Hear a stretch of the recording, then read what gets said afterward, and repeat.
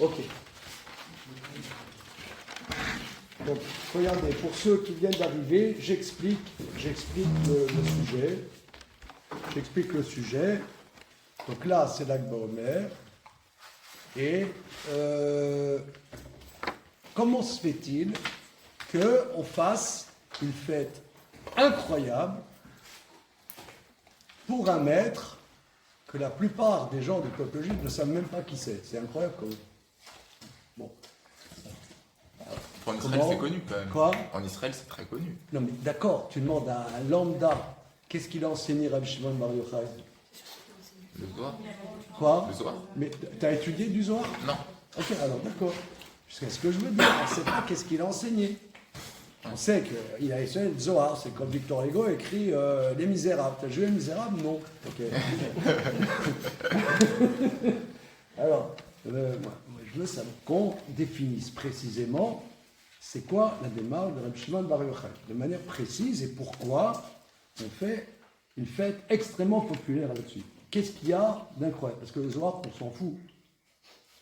Non, on s'en fout. Personne n'étudie du Zohar, sauf monsieur. Mais non, ça veut dire, on s'en fout. Je veux dire, on est le Zohar, on s'en fout. Personne n'étudie le Zohar. Si des gens n'étudient pas la Gemara, raison plus, on n'étudie pas le Zohar. Donc c'est du blabla. Il faut essayer de définir précisément. C'est ce qu'on peut essayer de faire. Alors prenez, je reprends, il y a une contradiction. Tanoura Banan, nos maîtres enseignent. Donc dans Shema Israël, deuxième paragraphe, s'écrit Vasarta de Ganecha, tu rassembleras, tu récolteras tes céréales. Le verset dit, tu récolteras tes céréales, ton vin et ton huile. Donc, c'est du boulot, c'est gros boulot. Voilà. Matan Moulomar, qu'est-ce que ce verset dit? Le fils chez Néhémar, parce qu'il y a un verset contradictoire dans Yoshua qui dit Lo Yamush Sefer HaTorah Azeh Mipicha. Il ne bougera pas ce livre de la Torah de ta bouche. C'est-à-dire, toujours, tu dois parler de Torah. Tu dois toujours étudier la Torah. Donc, c'est une contradiction. C'est une contradiction. Cette contradiction, c'est pas seulement une contradiction dans les versets, c'est une contradiction dans la vie. Qu'est-ce qu'on doit faire dans la vie? Qu'est-ce qu'on doit faire dans la vie? Excusez-moi. Qu'est-ce qu'on doit faire dans la vie? Je connais les réponses. Maintenant, je veux seulement qu'on comprenne là où il y a un problème. Où il y a un problème? Il y a un problème. C'est qu'un juif doit étudier la Torah. Lo yamouch sefer HaTorah zemipira, il ne bougera pas, c'est le livre de Torah de ta bouche. Or c'est écrit, tu dois récolter, tu récolteras. C'est pas écrit tu dois, tu récolteras. Alors, il va être première thèse. Yachol devarim kekatevam. Est-ce qu'il faut prendre les choses comme c'est écrit? Talmud Lomar, Asafta de Ganecha. Donc, il ne bougera pas ce livre de Torah de ta bouche. Est-ce qu'il faut le prendre au sens mot à mot? Non, parce que le verset dit la sapta, tu récolteras tes céréales. Donc, comment faire que ça soit compatible? Aneg baem minag derer eretz. Introduit dans l'étude de la Torah une conduite normale derer eretz. Regardez Rashi, minag derer eretz. Une conduite normale. Regardez Rashi, minag derer eretz. Shumtavo l'idée de sorer abriot. Sofra libatem midivre Torah. Ça veut dire il faut avoir la tête sur les épaules. Si tu es nécessiteux, alors finalement tu vas devenir un clochard et alors tu vas pas étudier la Torah. Donc il faut avoir une attitude réfléchie, pondérée, une attitude réfléchie où, shalom, tu introduis dans ton étude de la Torah une dimension de normalité, dimension de saine, si vous voulez. D'ivré Rabbi Shmuel. Ça, c'est la démarche de Rabbi Shmuel. Alors, regardez Maïmonide. Alors, il va vous plaire, Maïmonide. Vous allez être content avec Maïmonide, je sens. Parce que Maïmonide, dont les lois relatives à l'étude de la Torah rapportent cet avis, ce que nous allons voir tout de suite. Donc, il est bien clair, je ne parle pas de Rabbi Shimon Bar Yochai, on parle de Rabbi Shimon. Je vous passe des photocopies. Alors, vous copiez sur le voisin ou sur la voisine. Voilà, ça c'est première feuille et deuxième feuille.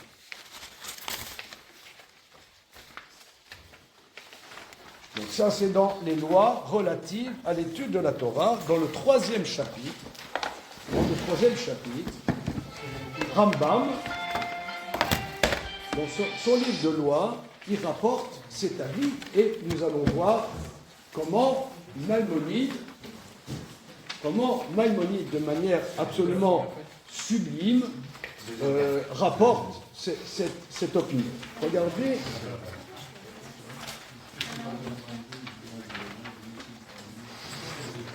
Donc, regardez, nous sommes donc les lois relatives à l'étude de la Torah, troisième chapitre de Rambam. Ok? Un peu de Rambam, ça fait du bien, non? Allez, un petit Rambam, là, à la fraîche. Ok. David, tu connais monsieur? Non? Petit-fils.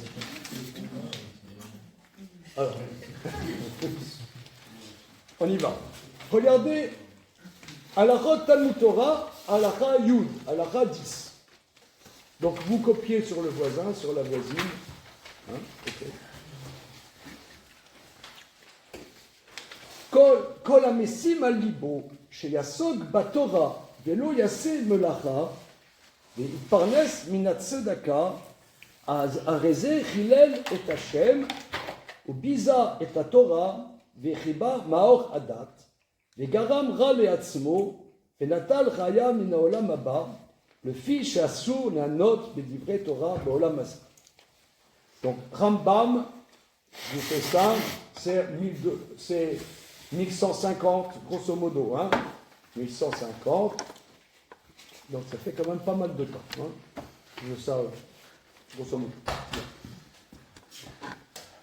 Toute personne qui s'imaginerait qu'il étudierait la Torah, il ne travaillerait pas, et serait nourri de la caisse de Tzedaka, il profane le nom de Dieu, il dénigre la Torah, éteint la lumière de la tradition et cause du mal à lui-même et s'enlève la possibilité d'avoir le monde futur, car c'est interdit de profiter des paroles de Torah dans ce monde-ci.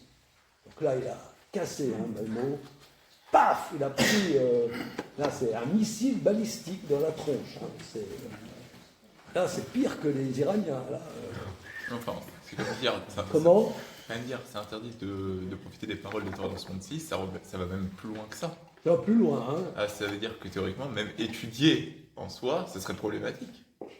C'est assourd de profiter des paroles de Torah dans ce monde-ci. Or, tu kiffes quand tu étudies? Non, ça c'est une mitzvah qui fait. Non, mais ok. Ah, là, c'est pas mal. Non, il parle de Profiter, de quoi? c'est-à-dire si tu tires un profit de l'étude. C'est quoi que tu as du plaisir d'étudier? Ça voudrait dire ça. C'est une question très importante. Est-ce qu'il faut étudier pour étudier ou avoir du kiff de l'étude de la Torah? C'est un grand débat. Tous les commentateurs disent que c'est le contraire, qu'on doit étudier et kiffer en étudiant la Torah. Alors ça, si tu veux, c'est pas le kiff de l'étude de la Torah, c'est pas comme par exemple, tu vas enseigner un cours de Torah, tu dis mon tarif c'est tant. C'est pas la même chose. Ouais. Là, tu monnaies l'étude de la Torah. Parce que là, tu as du kiff de l'étude de la Torah. Les commentateurs expliquent que, au contraire, tu as des gens, ils ont du kiff, je sais pas, d'aller dans une piscine à boules. Hein? Ils vont dans la piscine à boules et ils kiffent d'être dans la piscine à boules. Bon, c'est un certain niveau de kiff. Il y en a, ils kiffent d'un bon Bordeaux. Maintenant, quelqu'un, il kiffe de la Torah. L'étude de la Torah. C'est subtil, si tu veux. En vérité, c'est un avant-goût de ton futur. C'est un avant-goût de la Maba. Ouais. C'est kiffer de quelque chose qui n'est pas de l'ordre de la matérialité. C'est pas pareil. Kiffer d'un bon fromage Bordeaux et kiffer de l'étude de la Torah. Ouais. Les deux, c'est du kiff, mais c'est pas du même ordre. Mais kiffer de la Torah, donc ça montre que tu as une adéquation, quelque part, à quelque chose qui n'est pas vraiment de la masée, de ce monde-ci. Donc ça c'est pas seulement c'est permis, mais c'est même l'étude même. Maintenant, monnayer l'étude de la Torah, voilà, monnayer l'étude de la Torah, alors ça c'est interdit en tant que tel. Maintenant, comment c'est possible qu'il y a des gens qui sont avréchim, etc. Ok, c'est pas ce sujet que nous allons quand même un peu aborder. On continue.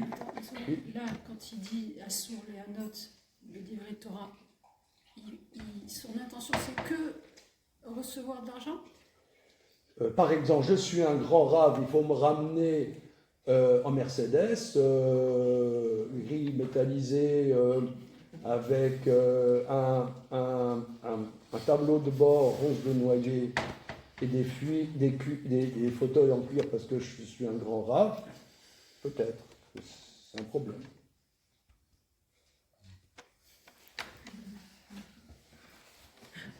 C'est un problème. Ok, continuons. Amrou Chachamim, Kolanene Medivre Torah Natal Chaya Menolam. Toute personne qui profite des paroles de Torah pour un profit de ce monde-ci, il enlève sa vie du monde futur. Veot si vous, nous mène enseigner, lo tase atara lidgadel baem, n'en fais pas une couronne pour te grandir, velo kordom l'artor baem, ni n'en fais pas une pioche de la Torah pour creuser avec. C'est-à-dire, la Torah, ce n'est pas un outil pour gagner sa vie. Alors, les commentateurs, vous voyez, Kesef Mishneh, là, ils rapportent, il y a par exemple, une fois, il y avait un grand maître qui était un codisciple de Rabbi Akiva, et donc c'était en terre d'Israël, il y a un gangster juif qui l'a pris et qui l'a dévalisé et qui allait le noyer dans la rivière. Sympa, un juif, hein. Voilà. Il a pris Rabbi Tarfon, il l'a dévalisé et il l'a mis dans un sac pour qu'il ne le dénonce pas, il va le noyer dans la rivière. Comment? C'est pas Rechlaki? Le brigand là, on ne donne pas son nom. Voilà. Et Rabbi Tarfon, voyant son heure venue, il a dit « Malheur Tarfon à ce qui t'arrive !» Parce que Tarfon, c'est comme s'il disait « Oh Rabbi, oh Rabbin Citruc, qu'est-ce qui t'arrive ?» Vous comprenez? Tout le monde connaissait Rabbi Tarfon. Le brigand, il a dit « Quoi? C'est Rabbi Tarfon dans le sac ?» Il l'a lâché. Et donc, c'est comme ça que sa vie a été sauvée. Et après, Rabbi Tarfon, il a pleuré, il a dit « J'ai profité du fait que je suis un rave. » Et il s'est dit, j'aurais pas la Maba.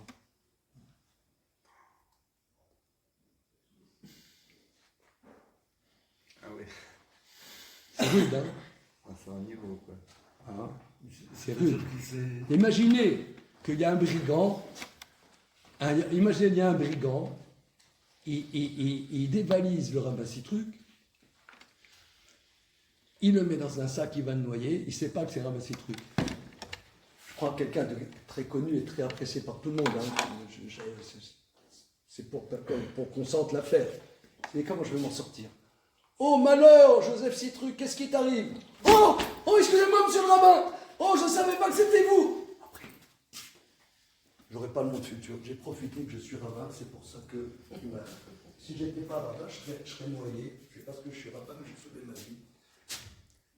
Là, c'est impardonnable.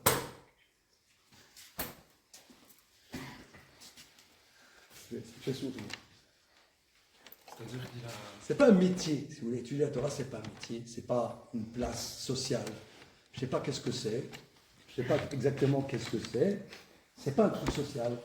Quand on fait un truc social, c'est tu tues la Torah, tu tues la tradition. Mon maître, Rabbi Leo Abitbol, que j'avais parlé de lui il y a 2 semaines, il m'a dit quand on enseigne, c'est toujours gratuit. Ah maintenant, comment on va faire que cette yeshiva, elle tient comme ça? Bon, on fait un gala avec le pistolet. Vous manquez, sinon on tire. Bon, mais à part ça... non, ça veut dire les gens qui bossent, qui comprennent qu'il faut qu'il y ait de la Torah, ils vont peut-être comprendre qu'il faut soutenir qu'il y ait l'étude de la Torah. Mais l'étude de la Torah, c'est pas un métier, c'est pas. Il y a des cours de piano, il y a des cours d'anglais, des cours d'espagnol, il y a des cours d'informatique, mais les cours de Torah, c'est pas la même chose. C'est pas la même chose. Si tu me donnes un cours de Torah, c'est pas la même chose. C'est gratos. C'est rude, hein? C'est rude. C'est logique. Enfin, non. Comment? Non, mais une séance d'ostéopathie, ça se paye? Oui, parce qu'un soin, il doit être honoré, sinon il n'est pas considéré comme un soin. Alors, en revanche, la Torah, c'est différent. Pourquoi? Tout simplement parce qu'en fait, en réalité, c'est une transmission éthique avant tout. Et si c'est une transmission éthique, en fait, ça ne se monnaie pas. Ça se monnaie pas. Eh bien non, c'est pas possible, puisqu'en fait, vous transmettez du Kodesh. Et Ok, le Kodesh, c'est ce que dit Maïmonide. Continuons. Alors vous voyez là, le Kesef Rabbi Yosef Karo, il le défonce. Il dit je ne suis pas d'accord. D'accord, on continue. Il dit Rabbi Yosef Karo, celui qui a écrit le Shulchan Aruch, il dit si tout le monde faisait comme toi, il n'y aurait plus de Torah depuis longtemps. Voilà. Dans ce cas, Maïmonide rapporte l'enseignement de Rabbi Shmuel, comme on va voir de manière plus précise dans la suite. Continuons. Ve'ot sivu. De plus, nos maîtres enseignés dans Pirkei Avot, Ve'amru, et Ov et Amelacha, Usne et Arabanut, aime le travail, c'est-à-dire bosser, c'est bien. Aime le travail, et haït d'être un notable. Haït le rabbinat. Fuis d'être rare, fuis d'être un rare. Voilà. Aime le travail et gagne ta croûte. Et kol Torah shenima melacha sofa betela, tout Torah, il n'y a pas un travail avec, à la fin, la Torah, il ne peut plus étudier. Et sot avdamze sheyem lastem et abriot, à la fin, cet homme va devenir un brigand, il va piéger les gens. Au nom de la Torah, il va les embrouiller la tête et ça va être un gangster. Continuons sur ces bonnes paroles. Alors, là, on passe à la deuxième feuille. Mala Gedolaï. Donc la loi Yudalef. C'est bon, messieurs, dames? Mala Gedolaï. Les mi shumit parnes memase yad. C'est un grand niveau spirituel, celui qui gagne sa vie du travail de ses mains. C'est d'ailleurs, le travail de ses mains, c'est quelque chose d'important. Ça veut dire du travail de ses mains, c'est pas seulement d'être indépendant financièrement, mais ça veut dire d'avoir une activité artisanale. Pas un prolétaire, quoi. Comment? Pas un prolétaire. Activité artisanale. D'ailleurs, toujours, dans les communautés juives, nos aïeux, souvent, étaient artisans, que ce soit dans le monde ashkénaze ou le monde séfarade. On m'a dit que, par exemple, au Maroc, beaucoup, ils travaillaient le cuivre, les bijoux, etc. Et en Europe de l'Est, c'était aussi la même chose. Même les tailleurs, ceux qui travaillaient dans les diamants, que sais-je. Dans ma famille, ils disaient qu'ils étaient, en Pologne, ils étaient bijoutiers. Voilà, dans les bijoux, mais je pense au Maroc aussi, c'était comme ça. C'est un métier spécifiquement juif. Comment? Jewelry, en anglais. Ouais. Alors, ok. Les médecins, ils considèrent ça comme de l'artisanat. Comment? Les médecins, ils considèrent ça comme de l'artisanat. Alors, c'est vrai, mon père était Non, parce médecin. que lui, il était médecin, le Rambam. Je Euh, parle pas de ton père, je parle de non, mais mon père était médecin, il disait que c'est un artisanat.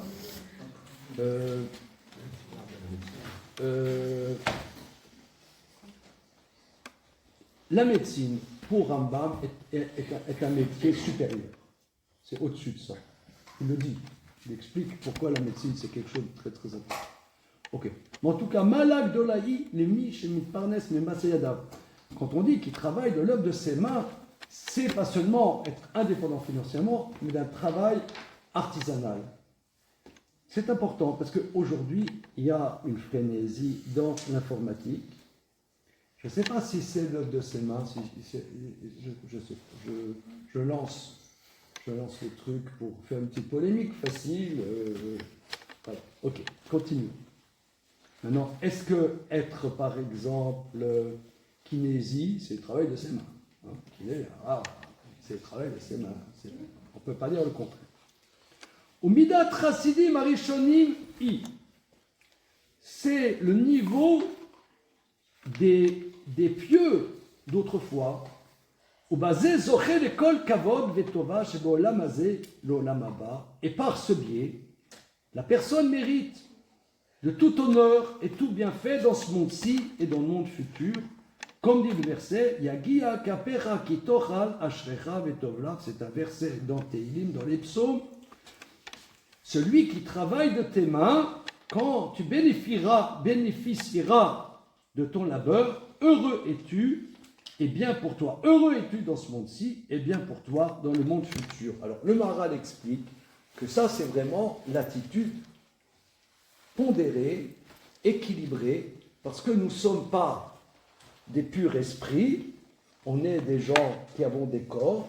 La Torah nous enjoint d'avoir des familles, de subvenir aux besoins de nos familles. On doit avoir une place centrale à l'étude de la Torah. Alors, tu trouves cet équilibre entre une part dans ce monde-ci et une part dans quelque chose qui n'est pas que de ce monde-ci. Donc, tu as une part dans ce monde-ci, parfaite, et une part parfaite dans le monde futur. Donc, ça, c'est la première démarche de Rabbi Ishmael. Et nous allons voir, Rabbi Shimon, maintenant, va arriver, il enlève son survêtement, et il arrive sur le ring. Reprenons la Gemara, si vous le voulez bien, la meute et Amoud. On est content avec ça, vous êtes tous contents, tout le monde est d'accord, tout le monde est malmené bien, pour un judaïsme sain, équilibré, heureux et épanoui. Voilà. Hein. Rabbi Shimon, il va mettre la pagaille. Oui, monsieur. Je me faisais une réflexion. Si la Torah, elle nous dit de travailler, donc c'est un commandement de la Torah. Non, c'est pas un commandement de la Torah. On va voir, c'est pas un commandement de la Torah. C'est si tu écoutes les commandements de la Torah, tu récolteras. Ça ne veut pas dire qu'il faut que tu récoltes, mais on dirait que c'est une bénédiction de récolter. On dirait. Relisons maintenant, reprenons le premier texte que je vous ai passé. Reprenons le premier texte, si vous le voulez bien. Donc c'est Rabbi Shmuel. Donc c'est la première, vous voyez dans la page là, vous avez la première ligne moyenne, là, des lignes fines, des lignes moyennes et des lignes larges. La première ligne moyenne, livré Rabbi Shmuel. Rabbi Shimon ben Yochai Omer. Rabbi Shimon bar Yochai. Bar Yochai, bar Yochai, bar Yochai. Rabbi Shimon, Shimon bar Yochai. Voilà. Rabbi Shimon bar Yochai arrive. Efshar Adam Choresh Beshat Chachisha. Vezorea Beshat Zriya. Kotser Beshat Ketzira. Vedash Beshat Disha. Vezore Beshat Aruach. Torah Maté Aléa. Il dit, tout ce qu'on vient de dire, c'est pas possible. Tout ce qu'on vient de dire, c'est pas possible. Pourquoi? Parce que le verset dit, tu récolteras tes céréales, etc. Mais pour avoir des céréales, il dit, est-ce que c'est possible que l'homme, il laboure au moment des labours, il sème au moment des semailles, il moissonne au moment de la moisson, il bat le grain au moment du battage, il vanne le grain quand il y a du vent, mais quand est-ce qu'il va étudier la Torah? C'est pas possible. Qu'est-ce que ça veut dire? C'est pas possible. C'est pas possible ce dont on parle. De quoi il parle Rabbi Ishmael? Mais c'est pas possible. Torah Matéalia. Quand est-ce qu'on va étudier la Torah? Et là, Bisman Israël osim rotsono shel makom, melartam nasit al-yedei acherim. Lorsque les enfants d'Israël font la volonté de Dieu, leur travail est fait par d'autres qu'eux. Comme dit le verset dans Isaïe, les Amdou Zarim Veraout Sonchem se lèveront des étrangers et garderont vos troupeaux. Lorsque les enfants d'Israël font la volonté de Dieu, eh bien, tu ne dois pas bosser, tu dois étudier. Ah, mais comment tu vas gagner ta vie? Eh bien, d'autres subviendront à tes besoins. D'autres subviendront à tes besoins. Tu viens de dire qu'on n'a pas le droit. Comme...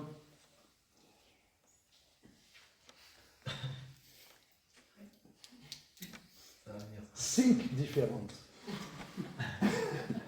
C'est quand on étudie, on voit une thèse, et après il faut penser complètement différemment. Et après on va voir thèse, antithèse, et on va faire ensuite la synthèse. Carrément.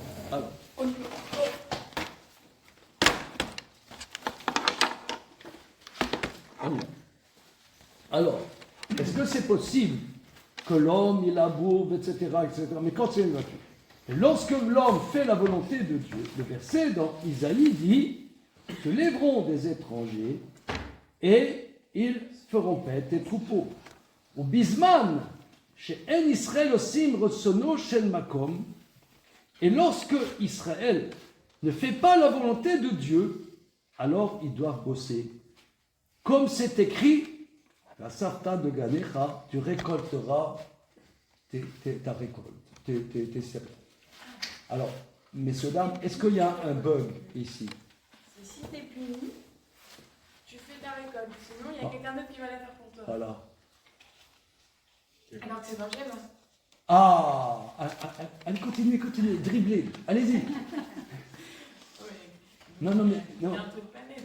Il y a un truc pas net. Est-ce que, rappelez-moi votre prénom. Et là. Et là, est-ce que vous pouvez un petit peu plus développer, parce que le problème est ce que vous dites. J'ai amené des bonbons. J'ai le problème, pas la solution. Non, moi, ce que je veux, c'est le problème. Est-ce que vous pouvez un peu plus dire explicitement le problème? Parce que ce que vous dites, c'est le problème, mais disons-le un peu mieux. Vous dites, c'est dans le chemin. Oui. La sarta de Ganera, tu récolteras ton blé, c'est dans le chemin. Oui.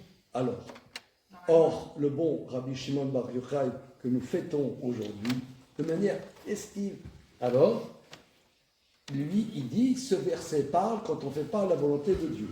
Or, on l'a traduit. Reprenons le verset. Deuxième paragraphe du chemin. On voit manifestement, c'est quand on fait la volonté de Dieu. Qu'est-ce qu'il nous raconte comme salade? Salade niçoise. C'est quoi cette salade niçoise? Regardons le verset. Vayan shamoa tishmo en mitzvotai asher anochi metzaveh etchem hayom le'ava et Hashem elokechem l'avdu bechol levavchem b'chol nafshechem. Si vous écoutez mes commandements que je vous ordonne aujourd'hui pour aimer l'Éternel votre Dieu et le servir tout votre cœur, votre âme, je donnerai vos pluies en leur temps et tu récolteras tes récoltes. Donc tu vois que c'est quand tu fais la volonté de Dieu. Qu'est-ce qu'il nous raconte comme salade niçoise? N'est-ce pas? C'est n'importe quoi.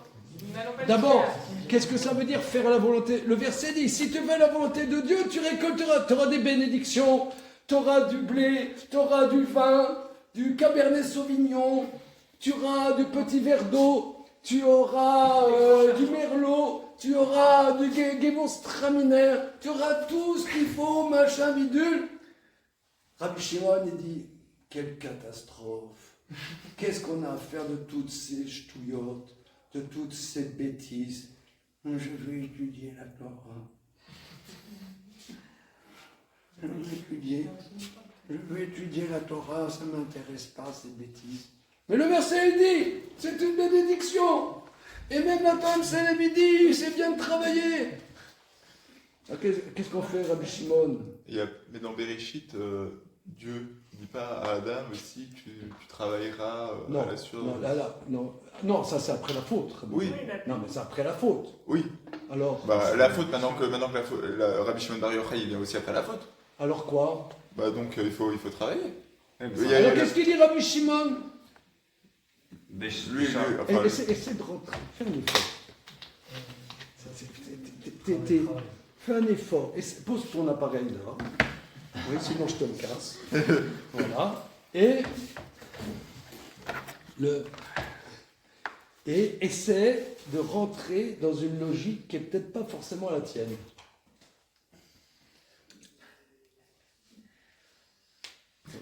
Tu vois? Ouais. C'est un effort. Alors, et la demande, et ce qui est le problème central, il dit quand on ne fait pas la volonté de Dieu. Or, le verset parle quand tu fais la volonté de Dieu. Donc, on comprend bien. D'accord? Bien. Alors, c'est une grande question. C'est une grande question. C'est une grande question. Et d'abord, on ne sait pas qu'est-ce que c'est faire la volonté de Dieu. C'est quoi faire la volonté de Dieu? C'est quoi faire la volonté de Dieu? C'est quoi faire la volonté de Dieu? Ils ne sont pas d'accord. Comment? Faire la volonté de Dieu, ils ne sont pas d'accord. Entre Rabbi Ishmael et Rabbi Akiva. Alors, regardez. Enfin, étudier, et Maïmonide, il dit faire la volonté de Dieu, c'est travailler et étudier. Alors, qu'est-ce que c'est faire la volonté de Dieu? Et pourquoi ce paragraphe, manifestement, il parle de faire la volonté de Dieu? Okay. Alors, c'est une question éternelle sur ce passage. Il y a deux maîtres qui posent cette question et qui répondent de la même manière. Il y a Rav Chaim de Volojine, le grand élève du Gaon de Vilna, dans le Nefesh HaChaim, et le Maharsha, dans son commentaire sur cette Gemara, répondent la chose suivante, les deux la même chose. Regardez, dans Shema Israël, il y a les deux premiers paragraphes. Nous avons traduit, on est page 57 dans le Patar.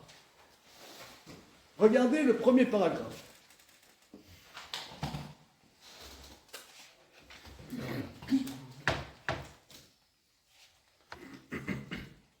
Ve'afta et Hashem Elokecha bechol levavcha vechol nafshecha vechol modecha. Vous connaissez ce verset. Ve'afta et Hashem Elokecha bechol levavcha vechol nafshecha vechol modecha.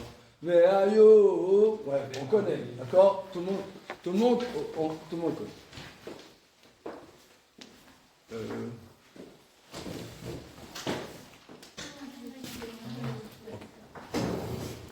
Il y a une chaise. Ok.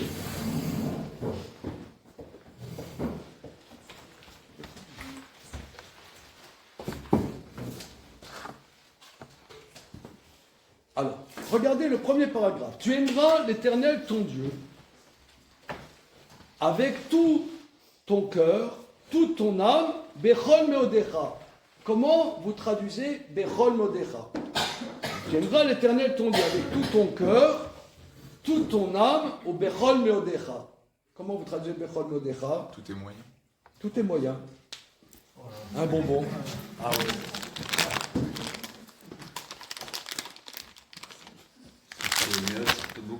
Tout en beaucoup, tout est moyen. C'est bon. Tout est moyen. Regardez le deuxième paragraphe que nous avons lu tout à l'heure.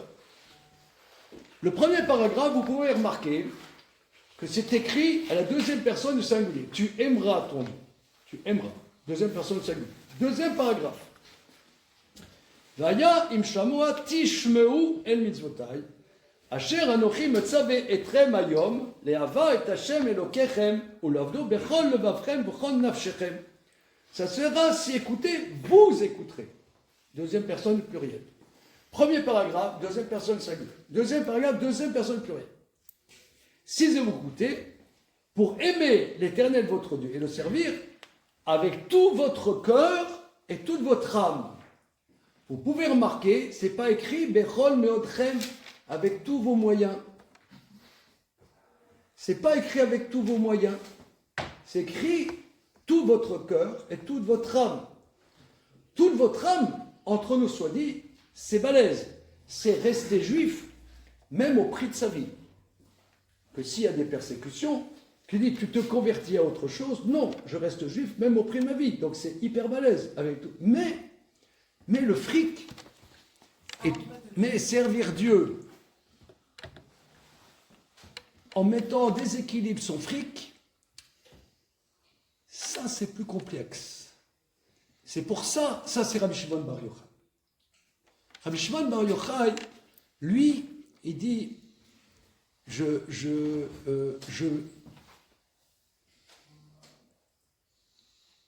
ne pense pas dans ma vie que je dois travailler. Je ne pense pas, je dois étudier la Torah. Comment je vais me débrouiller? Alors Maïmonide, le même, on a vu tout à l'heure Maïmonide, loi relative à l'étude de la Torah. Maïmonide, à la fin des lois relatives au Yovel, au jubilé, les lois relatives au Yovel, c'est-à-dire, c'est la paracha de cette semaine, paracha de ce Shabbat, paracha de Béar, Yovel, ce qu'on appelle en français le jubilé. Et Shemitah, je n'avais pas pensé que c'était la paracha de ce Shabbat, mais vous allez voir. Je vous passe des photocopies. Alors, nous, c'est connu, tout à l'heure, on a vu Maïmonide, superstar Hollywood, Standing Ovation, il a raison Maïmonide, un judaïsme pondéré, équilibré, etc. Mais Maïmonide, qui était un maître absolument hors pair, incroyable, il rapporte la halakha et comme Rabbi Shimon et comme Rabbi Ishmael. Et c'est beaucoup moins connu. Je ne sais pas, vous allez voir. Évidemment, on comprend très bien pourquoi c'est pas connu, comme vous allez voir tout de suite. Alors, là aussi,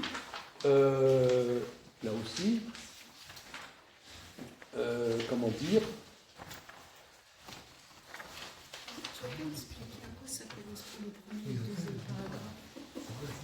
je vais expliquer. Non, Maïmonide va expliquer. Alors, regardez. Donc, Maïmonide tranche la halakha et comme Rabbi Ishmael et comme Rabbi Shimon. Et il va bien expliquer quelle est la démarche de Rabbi Shimon. C'est ce que nous allons voir.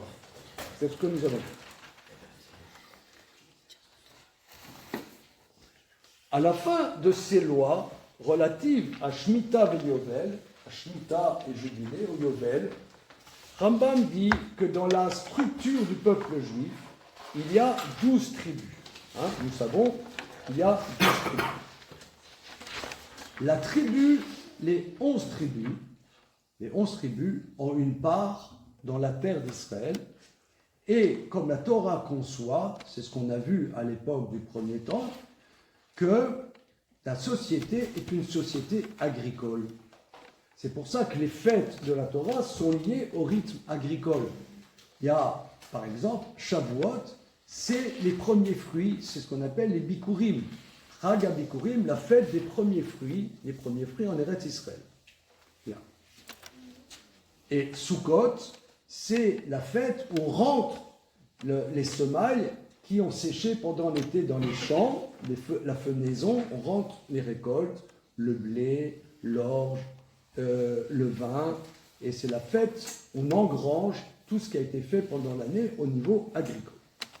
Maintenant, il y a la tribu de Lévi, n'a pas le droit d'avoir des propriétés foncières dans la terre d'Israël, des propriétés terriennes, parce que la tribu de Lévi, ils sont nourris par la communauté, par la dîme, par le Maaser Rishon, et leur fonction, c'est d'enseigner la Torah. Donc la Torah prévoit comment les Lévi'im vont gagner leur vie en recevant la dîme de tous les Juifs agriculteurs. La Torah a prévu comment les Lévi'im vont vivre. Bien. Alors, regardez la dernière halakha de ces halakhot, halakha Yud Gimel, et c'est vraiment écrit dans un style prophétique. Et Maïmonide va répondre à ta remarque, Nathan, tu vas voir, et on va comprendre qui c'est Rabbi Shimon Bar Yochai. Vélo Shevet Lévi Bilvad. Pas seulement la tribu Lévi ne doit pas avoir une part dans la terre d'Israël. Et là, Kol Ish Veish Mikol Bae Haolam. Asher Nadva Ruro Oto Vevino Madao Libadel Lamol Lifne Hashem Lesharto Lardo Ladea et Hashem. Vala Yashar Kemo Sheasa U A Elokim. Uparak Malav Tsavaro. מעל צווארו עול החשבונות הרבים אשר ביקשו בני אדם, והרי נתקדש קודש קודשים ויהיה השם חלקו ונחלתו לעולם ולעולמי עולמים. Pas seulement la tribu de Lévi, mais tout homme et tout homme, quel qu'il soit, même à la limite, même un non-juif, qui par exemple rejoint le peuple juif, il a compris quelque chose, qu'il soit né juif ou pas juif, quel qu'il soit. Asher Nava Ruchoto, qui a eu la générosité d'esprit, et sa compréhension l'a fait comprendre qu'il doit être différent de tout le monde, se tenir devant Dieu pour le servir, et pour être au service de Dieu, et le servir pour connaître Dieu. Il veut être droit comme Dieu l'a créé. Réponse, avant la faute. Comme Dieu l'a créé avant la faute. Avant la faute. Je reprends ce que tu as dit, Nathan. C'est tout à fait pertinent. Te dire, mais après la faute, c'est écrit, tu travailleras à la sueur de ton front. Mais quelqu'un, il dit, ok, d'accord, ça ne m'intéresse pas. C'est pas ça ce que je veux faire dans la vie. J'ai compris qu'est-ce que l'homme a à faire. L'homme, il était dans le jardin d'Éden. Dieu l'a mis dans le jardin d'Éden. C'est quoi le jardin d'Éden? Il y a un grand maître contemporain qui est décédé il y a une vingtaine d'années, Rav Shlomo Wolbe. Il dit jardin d'Éden. Il y a un midrash qui dit il y a les anges,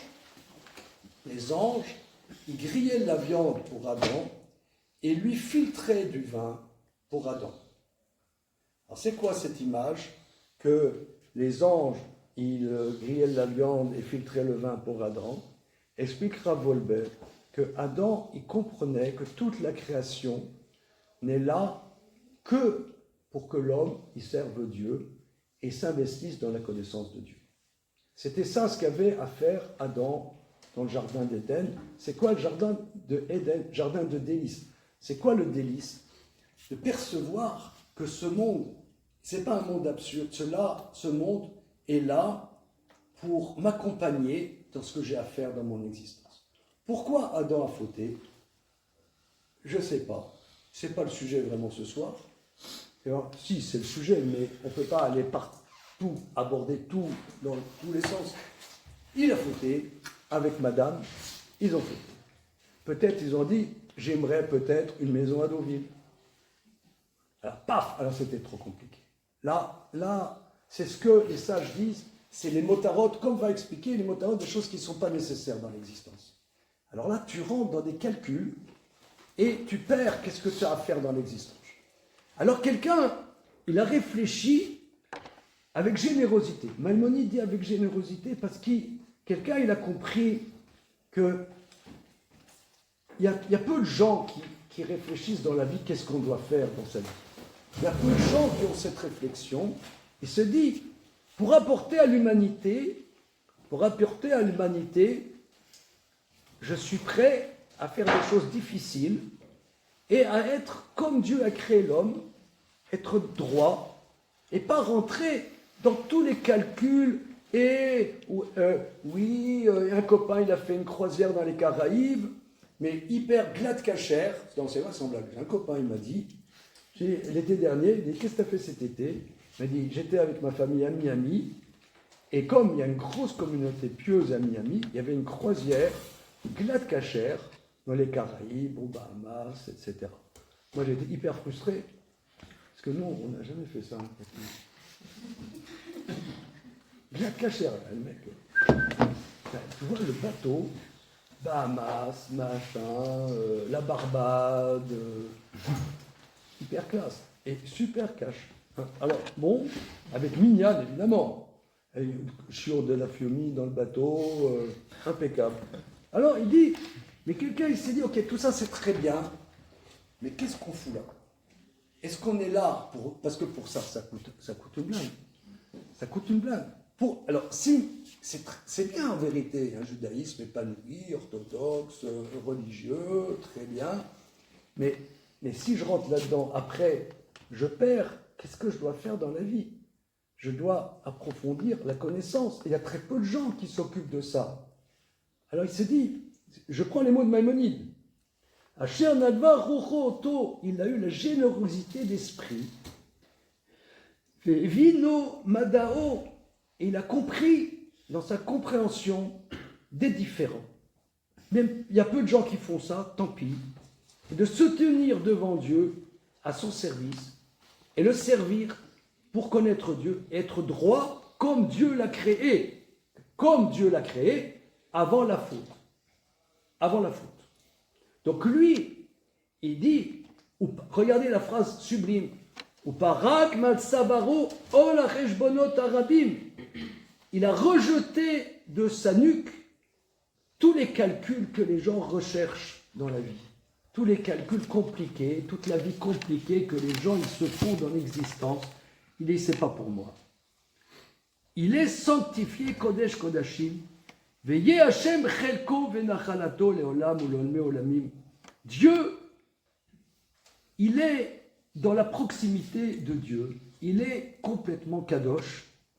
Et Dieu lui donnera dans ce monde-ci Davar amaspiklo kemo shezoché la kohanim valevim. De la même manière que Dieu a prévu que les Lévi'im, qui ont comme vocation d'enseigner, d'étudier la Torah et d'enseigner, alors Dieu a prévu que les Juifs agricoles, ils donnent 1/10 de leur récolte pour les Lévi'im. Donc Dieu, il a calculé ça. Et bien Dieu va organiser que cette personne, elle pourra vivre avec ce qu'elle a besoin. Pas plus que ce qu'elle a besoin. Mais ce qu'elle a besoin, Dieu va l'accompagner. Il n'aura pas à se casser la tête. Parce qu'il est dans la proximité avec le Créateur, comme Dieu a créé Adam, droit, avec ce qu'il a à faire dans la vie. Arrête David Omer, comme dit le roi David, Hachem enat chelki, vechosi atat Omer gorali. Hachem, Dieu, menat chelki, je suis dans ta part, vechosi, j'ai confiance en toi, tu affermis mon destin. C'est toi qui es auprès de mon destin, qui affermis mon destin. Alors ici, me semble-t-il, en comprenant ce que dit Rambam ici, on comprend la fête de l'Akba Omer. Que Rabbi Shimon, quelque part, il a ramené l'humanité à sa génération à un niveau comme avant la faute. Il a eu la force de prendre l'humanité et d'apporter à l'humanité que c'est possible dans la vie de faire ce qu'on a à faire fondamentalement dans notre existence et que Dieu nous accompagne dans ce que nous faisons. Alors, le Talmud dit, dans la suite, je vous le dis oralement, que il a confiance que sa subsistance vient directement de Dieu. Ça ne veut pas dire que ça va être ce qu'on appelle en yiddish un schnorrer, ça ne sera pas un clochard, un mendiant. Il y aura peut-être des gens, sans qu'ils recherchent de trop, qui comprendront ce qu'ils font, qui vont l'aider, qui vont l'accompagner. Il ne sera pas seul dans son dans son aventure, dans son engagement.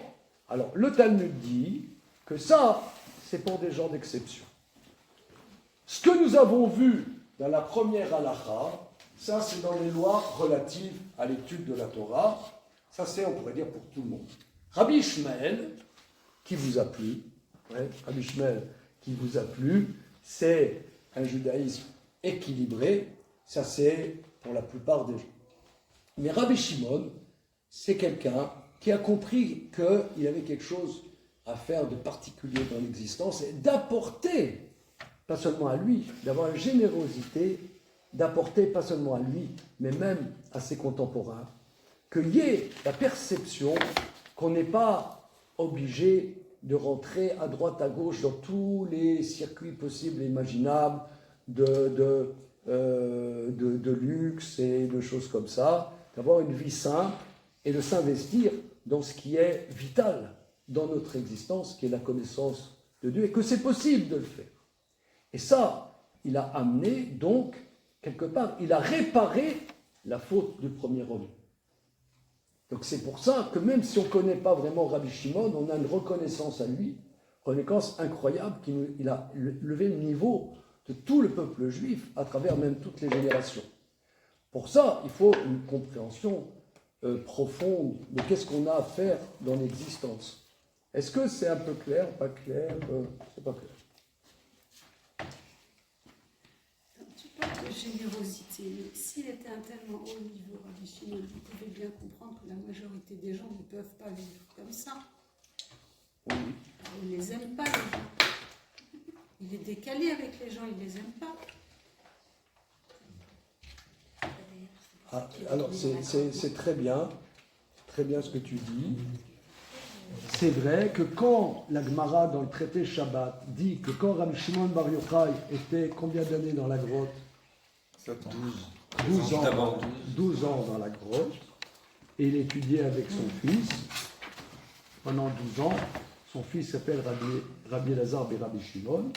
Pendant 12 ans, quand il est sorti, il a vu les gens qui travaillaient la terre, et il était en pétard. Il était très très énervé, il dit « Quels imbéciles !» Et c'est là qu'il a dit ça? Comment? Et c'est là qu'il a dit la phrase qui est là? Non, quel imbécile. Alors Dieu lui a dit « T'es pas sorti de ta grotte pour détruire mon monde, retourne dans la grotte. » Il est allé 1 an pour qu'il retourne un peu sur terre. Et après, il est sorti, et qu'est-ce qu'elle dit la Gemara? Il est sorti. Qu'est-ce qui s'est passé à ce moment-là? Il y a monsieur qui courait avec les branches du myrte. Oui. Je ne sais pas si c'est un cadeau pour toi, mais...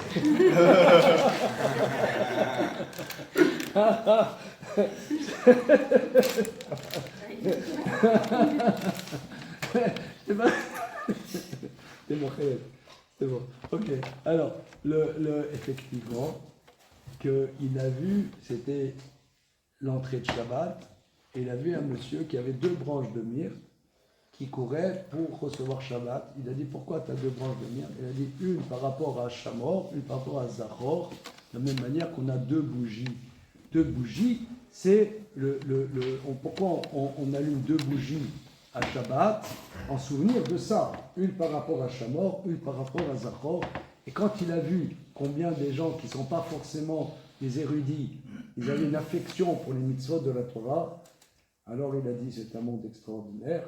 Il a dit, ça va, c'est bon, ça passe, on avance. Et c'est vrai qu'il y a une difficulté ici. Il y a une difficulté. Mais si vous voulez, ici, on voit qu'il y a une difficulté. Qu'est-ce qu'on a à faire dans l'existence? C'est une question qu'il faut se poser. Et cette question, Rabbi Shimon, il nous tenaille. Qu'est-ce qu'on a à faire dans l'existence?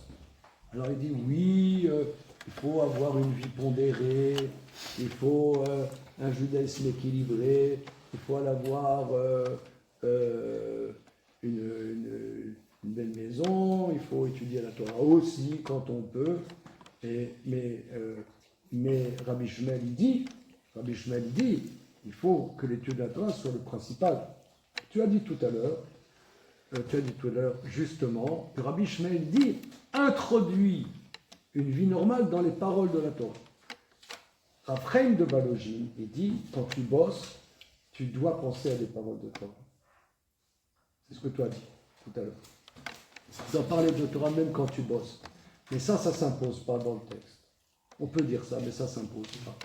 Mais ici, on voit la force de Rabbi Shimon Bar Yochai. Pourquoi nous, on a une reconnaissance incroyable. Même des gens qui ne savent pas qui c'est Rabbi Shimon Bar Yochai, on sent qu'il y a quelque chose dans Rabbi Shimon Bar Yochai. Maïmonide nous explique, dans son livre de loi, dans son livre d'Halakha, il nous explique, il a réparé la faute d'Adam. Il a réparé la faute d'Adam, et c'est ça. Pourquoi ? Parce que nous, le fric, on est prêt à servir Dieu avec notre vie. On est prêt à donner notre vie pour rester juif. Mais notre fric, c'est autre chose. L'argent, c'est une grande épreuve. L'argent, c'est... Mais comprendre comprendre qu'il n'y a pas à se faire de soucis dans l'argent. Que l'argent n'est pas un souci. Que si nous on vit, Dieu nous accompagne et nous donne ce qu'on a besoin dans notre existence, ça ne veut pas dire qu'il faut ne rien faire. Maïmonide ne dit pas qu'il faut ne rien faire. Il dit Dieu l'accompagnera. Je vous donne un exemple. Il y a une trentaine d'années, 40 ans, 30 ans, à Zurich, un grand rabbin qui s'appelle Rav Moshe Soloveitchik, que j'ai un petit peu connu. Bon, un petit peu. Je suis allé le voir plusieurs fois, Rav Moshe Soloveitchik. Je n'étais pas un élève de Rav Moshe Soloveitchik, je l'ai vu 3 fois. Okay. 4 fois même. Ok. Alors, c'était un très grand maître de la génération. Ce Rav était Rosh Yeshiva pendant des années. À la suite d'une histoire lambda, il était en Suisse, le gouvernement suisse lui a interdit d'être Rosh Yeshiva. Vous regarderez sur Internet pourquoi, c'est pas le sujet. Et donc il n'avait plus de métier. Et alors, il est devenu expert en diamant. Il est devenu expert en diamant. Et donc c'est un petit travail qui demande, comme c'était un génie, une grande expertise. Je suis allé 3 fois chez lui. Une fois, je l'ai vu, il y avait des diamantaires qui sont venus lui présenter des diamants. Je l'ai vu regarder les diamants. Et il recevait une commission sur l'expertise des diamants. Donc c'est un petit métier. Un petit métier qui demande une grande expertise. Parce qu'une expertise sur un truc, tu peux expertiser sur quelque chose qui coûte 10 000 euros. Mais expertiser quelque chose qui coûte 200 000 euros, il faut être balèze. Hein. Donc, je l'ai vu, avec le diamant, regardez, et il recevait une commission, et gagnait sa croûte comme ça. Ça ne veut pas dire qu'il passait du soir au matin à bosser dans du boulot. C'était un grand maître de la génération, ça ne veut pas dire qu'il ne doit rien faire. Mais Dieu lui donne une possibilité d'être complètement dans l'étude de la Torah sans se disperser. Sans se disperser. Ça, c'est Rabbi Shimon. Non, pas d'accord. D'accord. J'ai pas compris. Ça, c'est Rabbi Shimon Bar Yochai. Ça, c'est Rabbi Shimon. Il travaille quand même. Tu vois non, ça veut dire que Dieu lui pourvoit facilement. Il pourvoit parce qu'il ne dit pas qu'il ne doit pas travailler. Mais ce n'est pas qu'il a son emploi du temps avec, il travaille le matin et il étudie la Torah l'après-midi. Non, c'est pas ça. Il étudie et Dieu lui donne, comme Dieu donne au Lévi le Maaser Sheni, Dieu lui pourvoit. Il ne lui pourvoit pas comme ça, par magie. Il lui pourvoit simplement. Simplement. L'accompagne simplement. Ah, Oui. le Maaser Sheni, là, vous en parlez tout de suite. Maaser Rishon, pardon. Maaser Rishon. Non, je sais même pas pour ça, j'avais pas remarqué Oui. vraiment du tout. Oui, vas-y. C'est un système qui existe, donc c'est les Coleman aujourd'hui. Je rentre pas dans les colonnes. Je rentre pas dans les colonnes. Je suis rentré, je suis désolé. Non, je rentre pas. Je rentre pas là-dedans.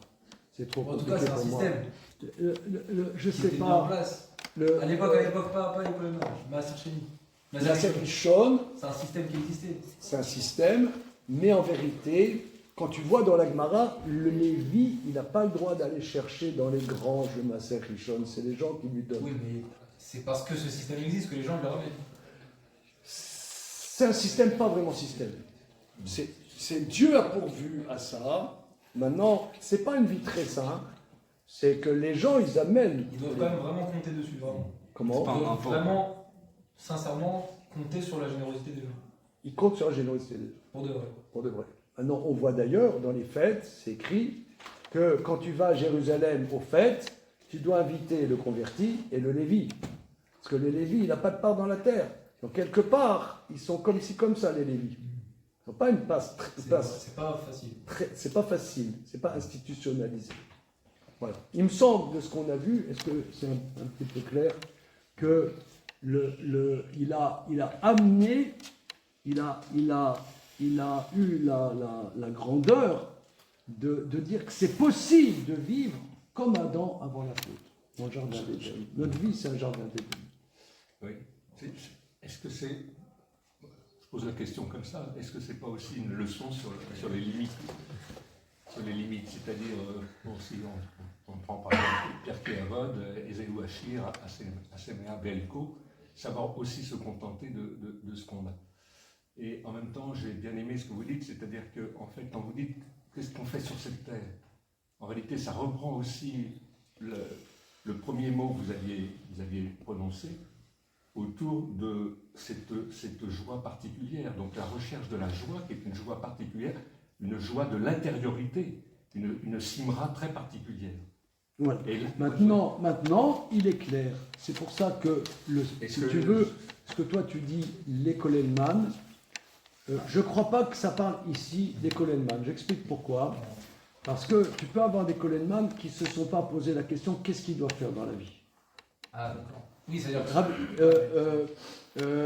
Et ce qui amène la personne un risque de devenir un gangster, effectivement. Tu vois. Rabbi Shimon, lui, comme dit Maïmonide, il a dit qu'est-ce que je dois faire? Et c'est ce qu'il dit dans la Gemara. Il dit si tu dis le verset tu récolteras, etc., eh bien, je vais passer une vie, je ne veux pas de cette vie. Donc il dit donc je vais comprendre le verset différemment. Je vais comprendre le verset différemment. Et ça, comment dire, c'est pas tout le monde. C'est pour ça que le premier paragraphe du Shema, c'est à deuxième personne du singulier. C'est pour quelques individus. Que Dieu tutoie, toi, tu aimeras ton Dieu, même avec tous tes moyens, même avec tout. Parce que nous, quand on parle du fric, la plupart des gens, quand tu touches au fric, tu paniques. Je sais pas, vous connaissez des gens qui paniquent avec l'histoire du fric?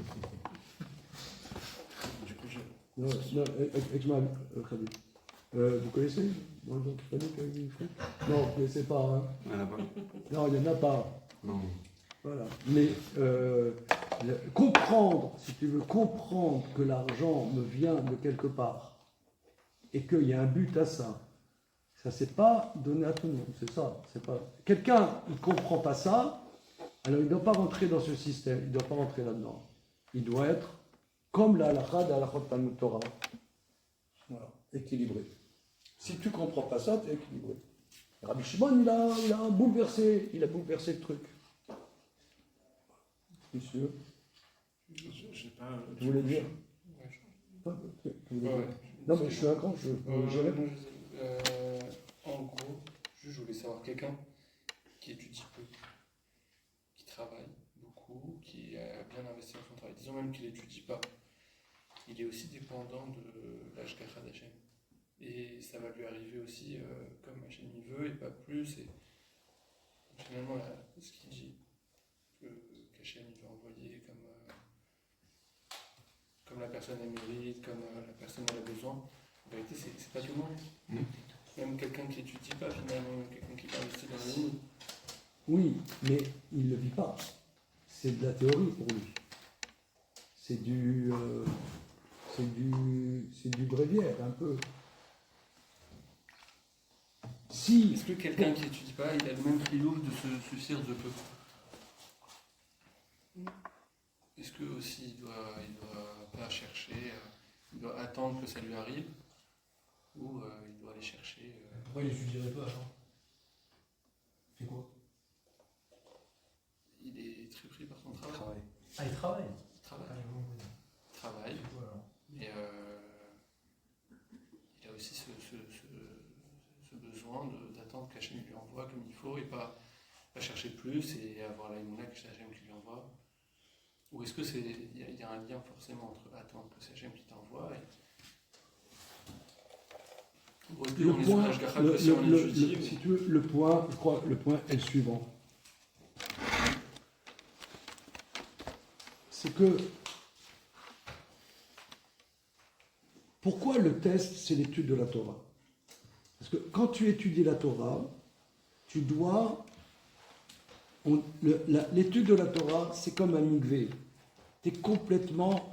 Quand tu es dans l'étude de la Torah, par exemple, on a un de nos garçons qui a un petit kollel à Jérusalem, et ce kollel est dans un miklat, où il n'y a pas de réseau, pour le téléphone. Il m'a dit c'est une bénédiction. C'est une bénédiction, on n'a pas de téléphone. Pendant les 4 heures qui sont là-bas le matin, il n'y a pas de téléphone. Nous, on ne se rend pas compte qu'on est tout le temps avec le téléphone. C'est quoi on est tout le temps avec le téléphone? C'est qu'on n'est pas disponible avec nous-mêmes. On est éparpillé par « Ah, il y a quelqu'un qui m'a envoyé un WhatsApp, machin, les choses étudiantes, tiens, il y a un truc mardi soir sur Rabbi Shimon Bar Yochai. On est éparpillé. On n'est pas présent en nous-mêmes. On n'est pas présent en nous-mêmes. Parce qu'en vérité, on est angoissé. On est angoissé. Si moi, je ne suis pas disponible, je vais recevoir un message. Il y a un mail qui va m'arriver. On va m'envoyer un mail. Mais ça va. Tes mails, tu vas les regarder dans 4 heures. Ah non. Mais il faut que je réponde. Mais c'est hyper important. Mais t'es pas tu crois que dans la vie, il faut que tu bouges, que tu sois. Mais finalement, tu n'es pas présent à toi-même. Quand tu es dans le travail, tu perçois qu'il faut que tu travailles. Tu as un coup de fil à donner, qu'il faut que tu fasses ci, il faut que tu fasses ça. Tu es dans l'action. Quand tu es dans l'action, en vérité, c'est antagonique avec le fait de percevoir que c'est Dieu qui te donne ta nourriture. C'est toi. C'est toi qui bosses. C'est pas Dieu. C'est toi qui bosses. L'étude de la Torah, quand tu étudies la Torah, ce qu'on fait là ensemble, on est présent, on fait que ça. Et mes mails, et mes WhatsApp, et mes trucs.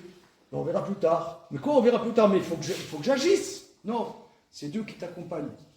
Si tu n'es pas dans l'étude de la Torah, c'est, excuse-moi l'expression, si je peux me permettre, c'est un langage religieux de dire que Dieu t'accompagne parce que tu fais le contraire dans la vie. C'est de la religion, c'est du prière. C'est pas vécu. Et après, tu rentres dans les calculs, dans les rejbonotes. Parce que les Maïmonides, après, tu te dis, il faut que je fasse ci, il faut que je fasse ça. Et c'est pas vécu le fait que, comme dit le verset, que Dieu, il est avec toi. C'est pour ça d'ailleurs que Shabbat, c'est la base de notre tradition. On dit, quelqu'un qui étudie la Torah, c'est un peu comme Shabbat. Même en semaine, il est un peu comme Shabbat. C'est quoi le Shabbat? Le Shabbat, quelqu'un, il s'arrête de bosser. Mais comment je vais m'en sortir dans la vie? Et là, quand tu fais Shabbat, tu affirmes que Dieu t'accompagne. Mais je ne sais pas comment je vais m'en sortir, je ne sais pas. Je cherche du boulot pour l'été, et j'en trouve pas parce que je suis chômeur Shabbat.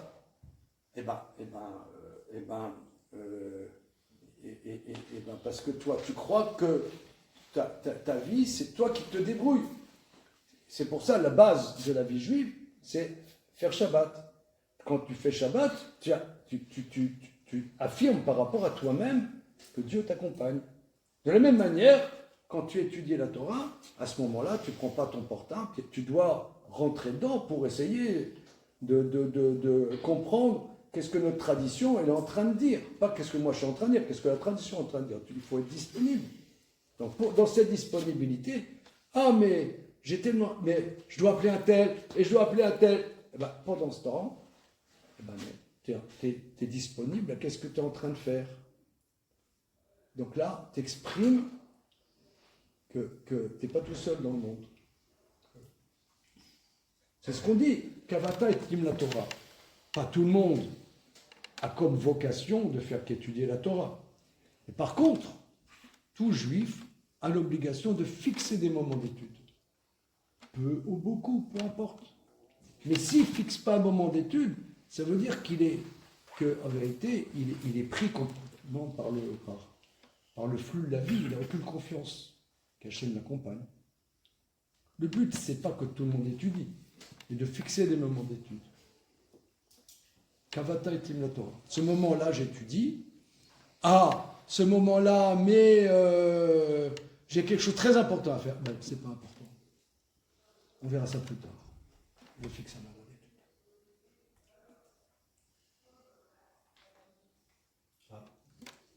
Comment on a répondu à la question le fait que Rabbi Shmuel il a compris le passo Gazata Leganecha, le côté négatif? Oui, alors, c'est ce que Raphaël de Valogine le Marcha explique, que c'est pas écrit Bechol Meodechem. C'est-à-dire, si tu sers Dieu avec tout ton cœur, avec toute ton âme, mais pas le fric. Et c'est ça, c'est pas la volonté de Dieu. La volonté de Dieu, Maïmonide explique. Vous voyez ici, Maïmonide, c'est hyper balèze. Maïmonide explique, c'est quoi la volonté de Dieu? Faire la volonté de Dieu comme il a créé l'homme avant la faute. Où là, on sert Dieu en ayant confiance avec tout notre argent. Je ne réfléchis pas comment je vais gagner l'argent. J'ai confiance en Dieu. Ça quelqu'un, il n'a pas cette force, il ne fait pas la volonté de Dieu. Il n'est pas dans la volonté avant la faute. Parce qu'il n'y a pas de Medecha. Il n'y a pas de Medecha. Donc c'est négatif. Négatif. Et en plus, c'est clair. Ouais, c'est clair. Ça, c'est Nefesh Hachem m'explique. Et le marche. c'est drôle que Méod ce soit Adam, c'est les mêmes lettres. Méodecha, Adam. Ouais, c'est vrai, Méod, c'est Adam. Oui. Tu as dit que Shimon Bar Yochai, il a élevé tout le niveau de sa génération. Ça veut dire quoi? Lui, tout seul, il a élevé, ou alors il a eu des élèves, ça a eu un impact. Les gens ils savaient qu'il y a Rabbi Shimon qui a étudié 12 ans, 13 ans. Ça veut dire quoi quand tu dis qu'il a élevé tout le niveau de sa génération, il l'a ramené au niveau d'avant la faute? Très bien. Très bien. Nos maîtres disent. Vous savez, quand il y a l'arc-en-ciel, qu'est-ce que ça signifie dans notre tradition, l'arc-en-ciel? On risque un déluge, mais qu'il ne veut pas. Mais il a promis alors qu'il ne le referait pas, et du coup, l'arc-en-ciel. Et pourquoi l'arc-en-ciel, ça représente ça? Parce que c'est beau et en même temps, c'était une grande épreuve et en même temps, ça crée un bon goût. Alors, c'est joli, donc il faut le regarder, mais il ne faut pas s'attarder. Alors, d'accord. Moi, je vais expliquer simplement. Au niveau physique, un arc-en-ciel, c'est quoi? Fraction de la lumière. Comment? Une fraction de la lumière. Fraction de la lumière. Mais comment ça arrive à un arc-en-ciel? Il pleut. Chop, chop, chop. Il pleut. Et tout d'un coup, il y a des rayons de lumière, des rayons de soleil. Ces rayons de soleil se diffractent dans les gouttelettes. D'accord? Chop, chop. Ça donne rainbow. Ça veut dire, ça allait pleuvoir, et Dieu dit, mais je mets le soleil. Ça veut dire que normalement, la pluie ne devrait pas s'arrêter. Et ça aurait dû être le déluge, mais je vous dis, par l'alliance que j'ai faite avec Noé, il y a la lumière vient et la pluie va s'arrêter. Donc c'est ça, il y a la lumière du soleil dans les gouttelettes. Pour dire, j'arrête Mais normalement, ça devrait continuer. Ça veut dire que l'humanité, quelque part, elle sert à rien. Elle sert à rien. On est des robots. D'ailleurs, les Chinois vont nous remplacer par des robots. J'ai un ami, il m'a dit qu'au XXe siècle, la grosse production d'entreprises, c'était les voitures. Le XXIe siècle, vous savez, la grosse production, ce n'est pas les voitures, mais les robots. Et le projet des Chinois, que chaque humain aura 2 robots. Et ça va remplacer les êtres humains. Ça va être extraordinaire. On est remplaçable par des robots. Bien. C'est extraordinaire. Comment? Chacun. Voilà. Voilà. Et ça va être des questions à l'Afrique. Qu'est-ce qu'on peut demander de Shabbat à un robot? Alors maintenant,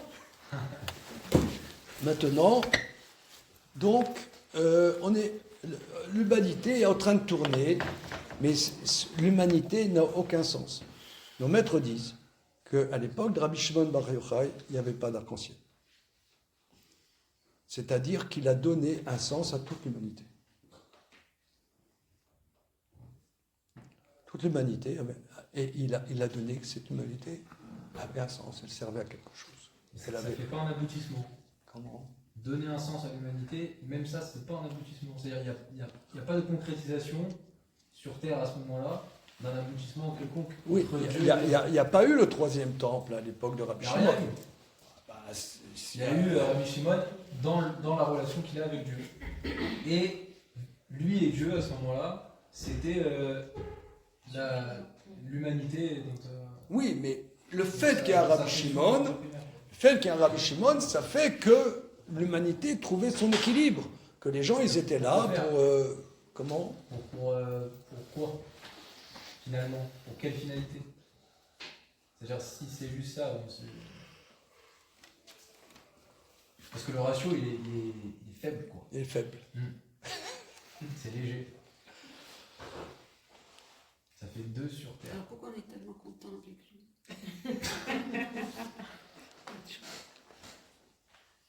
Très bonne question.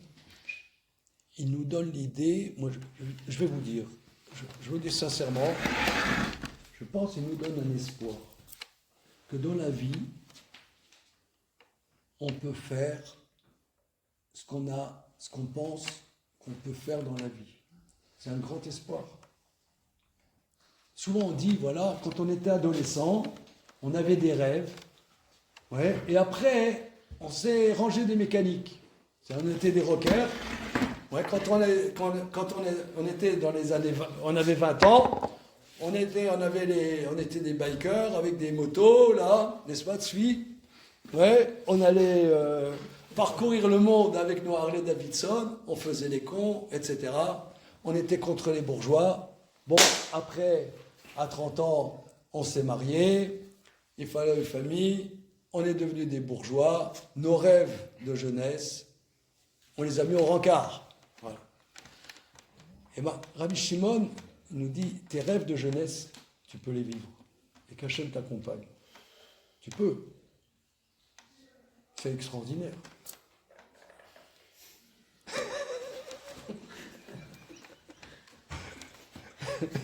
C'est extraordinaire. Tu peux vivre. Hachem t'accompagne et t'aide. Ce que tu as à faire dans la vie, ce que tu penses que tu dois faire dans la vie, tu peux le vivre.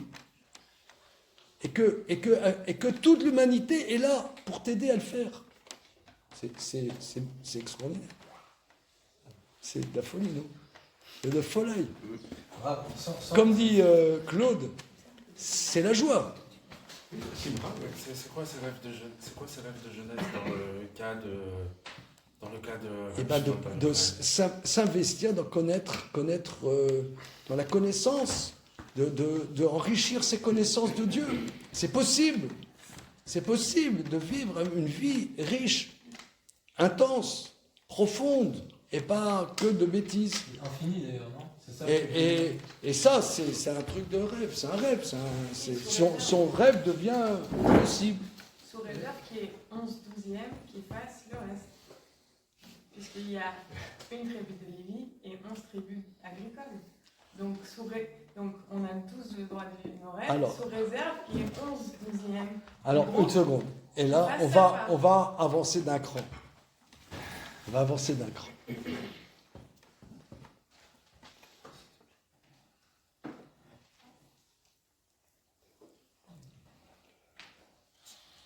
Il y a deux questions. Première question, c'est quoi le but de notre existence? Jusqu'à maintenant, on a abordé c'est quoi le but de notre existence. Deuxième question, c'est quoi le but de l'humanité?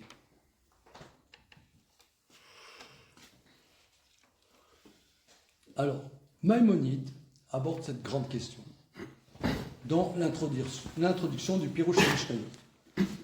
C'est quoi le but de l'humanité? La Gemara, alors attention, ça décoiffe un peu. Hein? Ça décoiffe.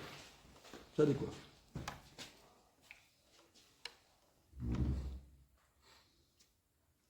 La Gemara, d'Aflamed Amoudbet, dans ma Sechet Shabbat, dit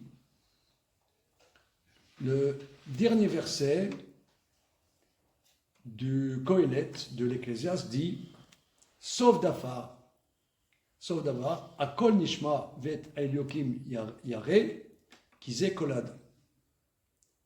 Toute l'humanité n'est là que pour la crainte de Dieu. Toute l'humanité n'est là que pour la crainte de Dieu. Bon, c'est une phrase, on ne sait pas qu'est-ce que ça veut dire. Alors, Maïmonide, dans son introduction à son commentaire sur la Mishnah,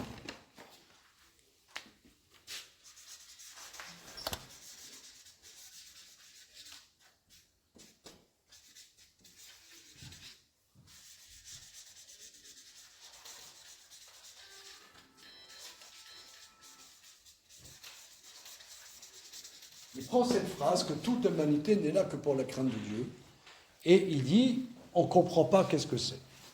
Il veut expliquer, Maïmonide, que les enseignements de nos maîtres sont très profonds et qu'il faut des grands développements pour arriver à comprendre qu'est-ce qu'ils veulent dire. Il explique comme ça, que toute l'humanité n'est là que pour qu'une personne craigne Dieu.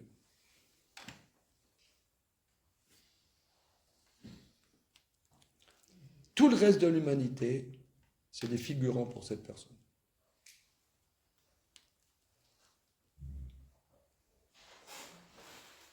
Mais donc, Rav, quand Rav Shimon il sort de sa grotte et qu'il dit comment il laboure, c'est quoi sa faute? C'est quoi Non, parce qu'il a été agressif. Il n'a pas eu. Non, mais ça veut dire. Alors, il explique, comme on vient de dire dans le traité Brachot, que si ceux qui étaient dans la connaissance de Dieu, ils devaient se faire des vêtements, se faire des chaussures, se faire des maisons, se faire la plomberie, se faire les carottes, se faire les pommes de terre, alors justement, ils ne pourraient pas s'investir dans la connaissance de Dieu. C'est pour ça que Dieu il fait les Chinois, les Hindous, les Afghanistans, les Iraniens, les Mexicains, tout ça, pour que, par exemple, regardez un petit pain au chocolat. Est-ce que vous avez déjà médité sur un petit pain au chocolat? Regardez, par exemple, ce gâteau. Ou plutôt le gâteau là-bas au chocolat. Le gâteau au chocolat, combien il faut d'ingrédients pour faire un gâteau au chocolat? Le chocolat, il vient d'Afrique. La margarine, elle vient d'Ukraine. Les œufs, ils viennent, je préfère ne pas savoir. Le sucre, il vient des Antilles. Mais c'est incroyable. Un gâteau au chocolat, il y a 50 pays du monde se sont mis main dans la main pour faire un gâteau au chocolat. C'est incroyable. Et ce gâteau au chocolat, tu as les Africains, tu as le Bangladesh, tu as les Antilles, tout ça, pour nous qui avons étudié ce soir. Ils sont là pour que nous, on fasse des choses importantes. De la même manière, il y a pourquoi il y a 1,5 milliard de Chinois? Eh bien, ils sont là, ils n'étudient pas la Torah. Je ne parle pas des Coréens du Sud, évidemment. Mais ils sont là pour qu'on puisse avoir des tables, pour avoir des bonbons merveilleux, pour avoir des fourchettes en plastique. Donc tout ça, ça sert à... Parce que sinon, on ne pourrait pas être investi dans ce qui est important. Donc c'est vrai qu'il y a une vision, tu as dit, Nathanaël, tout à l'heure, que tu as deux personnes, Rabbi Shimon et Rabbi Lazar et Rabbi Shimon. Et d'ailleurs, le traité Souka d'Afmem et Amoudbet dit, s'il y a deux personnes dans le monde pour lesquelles notre génération est créée, c'est moi et mon fils. Laisse tomber le reste. Il a dit ça? Ouais. En plus, il y a un suspense où ils descendent des chiffres. Ouais. Descendre si le meilleur descendre serait là. Pourquoi c'est pas un peu orgueilleux de dire ça? Comment? C'est pas un petit peu orgueilleux de dire ça? Regarde, tu vois Avram Avinu, il était tout seul, il a apporté à toute l'humanité. Il donne un sens à toute l'humanité. Maintenant, c'est pas facile. Bon, si vous voulez, on peut raconter des histoires à dormir debout. Rabbi Shimon, c'est quelqu'un, c'est pas facile, comme son maître Rabbi Akiva. Il y a 2 semaines, on a étudié sur Rabbi Akiva. Rabbi Akiva, c'était pas facile, n'est-ce pas? Il y a 2 semaines. Rabbi Akiva, il est un peu indigeste. C'est pas son élève Rabbi Shimon. Il y a une générosité là-dedans. Une générosité. Moi, j'ai connu des grands maîtres, et j'ai lu aussi, par exemple, des gens comme le Chafetz Chaim, vous avez entendu parler le Chafetz Chaim, où il y avait quelqu'un comme aussi Rav Shach, peut-être vous avez entendu parler de Rav Shach. On a ici des livres de Rav Shach. Rav Shach, il dit dans l'introduction de son livre, et l'introduction de son livre, Aviezri, dans son grand œuvre sur Maïmonide, justement, il dit dans son introduction, il dit qu'il était pendant la Première Guerre mondiale, il était à Vilnius, en Lituanie, il était tout seul, il n'avait aucune nouvelle de ses parents, il y avait des bombardements là-bas à Vilnius, il étudiait la Torah, il était tout seul, il ne savait pas qu'est-ce qu'elle viendrait de lui, il a continué à étudier. Il dit ça. Après, il est devenu, les années passant, le grand maître de la plus grande, ou d'une des plus grandes yeshivot il y a 40 ans. Il dit, jamais j'aurais pensé, quand j'avais 20 ans et que j'étudiais là-bas à Vénus, jamais j'aurais pensé de qu'est-ce que c'est mon destin. Et il continuait à étudier. Mais quelqu'un comme ça, il a construit le peuple juif. C'est vrai, c'est quelqu'un, on a du mal à le comprendre. Il y a des bombardements, il dit... Tout le monde vaquait à ses occupations, et moi je continue à étudier. Ben, il a construit le peuple juif. Il est devenu un des grands maîtres qui a eu des milliers d'élèves. Donc c'est des gens, ils ont construit le peuple juif. Mais on ne construit pas le peuple juif en allant tous les samedis soirs au bowling, si vous voulez. C'est bien d'aller au bowling. Vous allez me dire, c'est bien d'aller au bowling? C'est bien d'aller au bowling. Maintenant, t'es un bon juif. Est-ce que je peux être un bon juif ou une madame bonne juive et on va au bowling? Oui, dans tous les centaines, milliers de livres qu'on a, ça ne sera pas écrit est-ce que c'est pas bien d'aller au bowling. Tu me demandes, c'est bien d'aller au bowling. Maintenant, quelqu'un va dire, je sens qu'il faut que je m'investisse pour... je me sens une responsabilité que j'ai les capacités d'apporter au peuple juif et je ne dois pas me disperser. Il ne va pas vivre comme tout le monde, il n'ira pas au bowling. Ah non, est-ce que c'est bien d'aller au bowling? Oui, c'est bien. Mais Rabbi Shimon Bar Yochai, il ne va pas au bowling. Vous comprenez?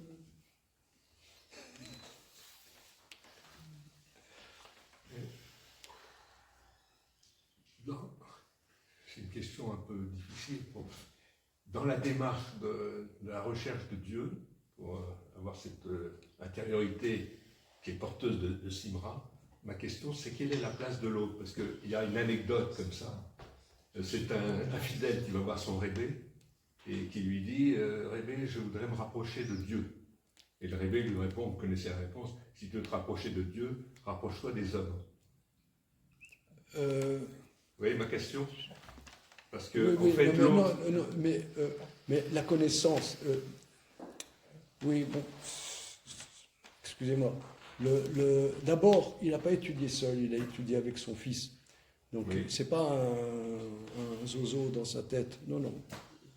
Mais, bon, regardez, c'est une question. Regarde, je pense, on va peut-être, je pense que c'est clair. Hein, c'est clair, peut-être pas tout le monde est convaincu, mais je pense que là, on a défini la personnalité de Rabbi Shimon. Ok. C'est bon, les copains? Regardez. Comment? On va couper les gâteaux. Hein? Regardez, pour regarder, c'est écrit Rabbi Shimon, Lag Baomer. J'ai mis on va couper les gâteaux. J'ai mis des assiettes. Merci, les amis. C'est clair, je vous le dis, c'est clair.